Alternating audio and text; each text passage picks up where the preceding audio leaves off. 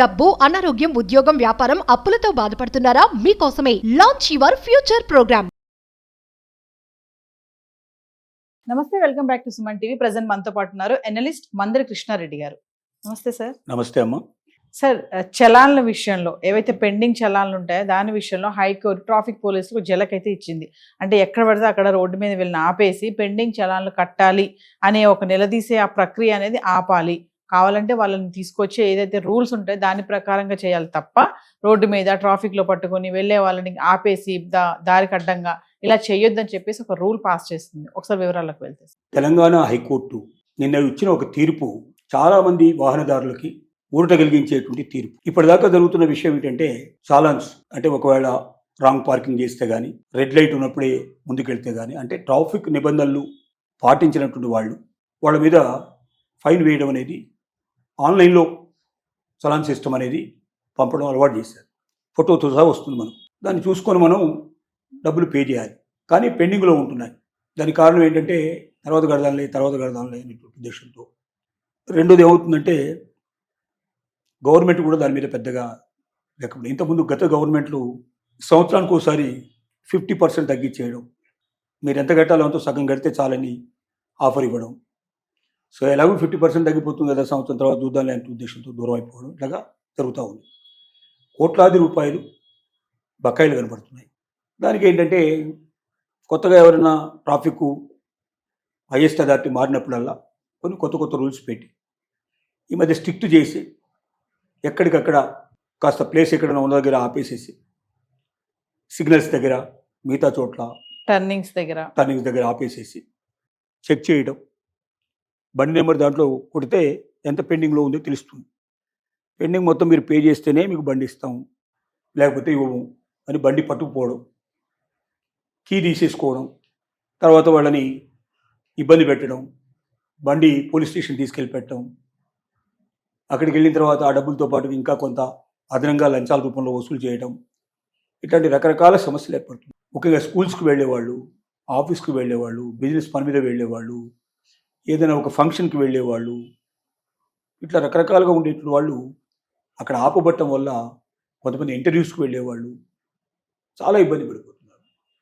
అంటే ఆ రోజంతా కూడా మళ్ళీ పోగొట్టుకునే పరిస్థితి, లేకపోతే దానివల్ల చాలా నష్టపోయే పరిస్థితి ఏర్పడుతుంది.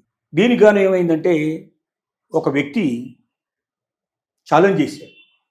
ఈ విధానాన్ని ఛాలెంజ్ చేసి, అసలు ఈ రకంగా చాలాన్లు బలవంతంగా వసూలు చేసేటువంటి హక్కు గవర్నమెంట్కు లేదు. దీని మీద ఒక చట్టం చేసిన మాట వాస్తవమే, కానీ ఆ చట్టాన్ని ఎగ్జిస్టింగ్గా గవర్నమెంటు దాన్ని పూర్తి స్థాయిలో అమలుకు గెజిట్ ప్రచురించలేదు. ఇలా గెజిట్ ప్రచురించకుండా వసూలు చేయడం కరెక్ట్ కాదు అని కోర్టుకు వెళ్ళాడు. అప్పుడు హైకోర్టు పూర్గా ఆలోచించి ఈ రకమైన జడ్జిమెంట్ను ప్రకటించింది. ఎవ్వరు కూడా బలవంతంగా చాలాన్లు వసూలు చేయకూడదు. బండ్లు మీరు సీజ్ చేయడం కానీ, తాళాలు లాక్కోవడం కానీ, ఇలాంటివేమీ మీరు చేయకూడదు. మీరు చలాన్ రాసి ఇవ్వండి, ఇంత అమౌంట్ అయింది, మీరు ఖచ్చితంగా కట్టమని చెప్పి పంపించండి. అయితే దీంతో పాటుగా హైకోర్టు మరొక జడ్జిమెంట్ కూడా, ఆ జడ్జిమెంట్లో కంటిన్యూ చేసింది ఏమిటంటే, ఎవరైతే లాంగ్ టైం నుంచి పెండింగ్లో ఉన్నాయో వాళ్ళందరికీ నోటీసులు పంపించేసేయండి, కోర్టు నోటీసులు పంపించేసేయండి. ఆటోమేటిక్గా వాళ్ళు కోర్టుకు అటెండ్ కావాల్సిన పరిస్థితి ఏర్పడుతుంది. అక్కడ వెంటనే చాలాన్ పే చేస్తే మంచిదే, లేకపోతే కోర్టు చుట్టూ తిరగాల్సి వస్తుంది.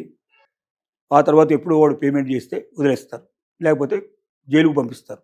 ఒక రకంగా చెప్పాలంటే, ఇప్పటిదాకా ఎవరు కూడా కోర్టు నోటీస్ పంపించడం కానీ, వసూలు చేయడం కానీ ఇప్పటిదాకా ఏ ట్రాఫిక్ పోలీసులు చేయడంలా.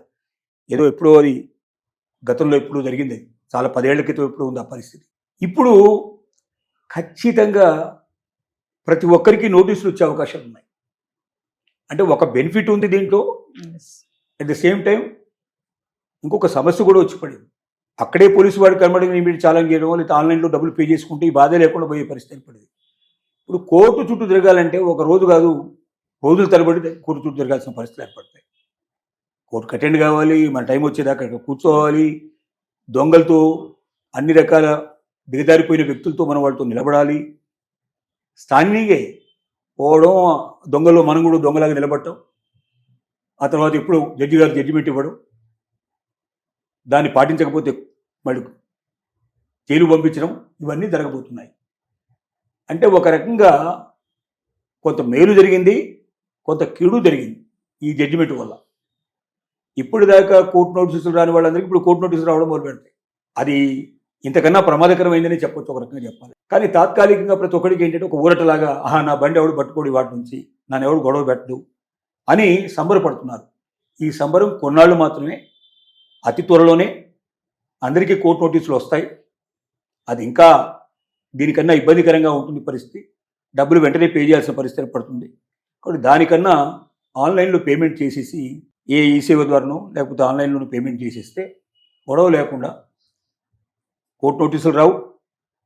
అలాగే ఎవరెక్కడ బండి ఆపే అవకాశాలు కూడా ఉండవు. ఇది ప్రతి ఒక్కరు గమనించాల్సిందిగా మనవి చేస్తున్నాం. Thank you.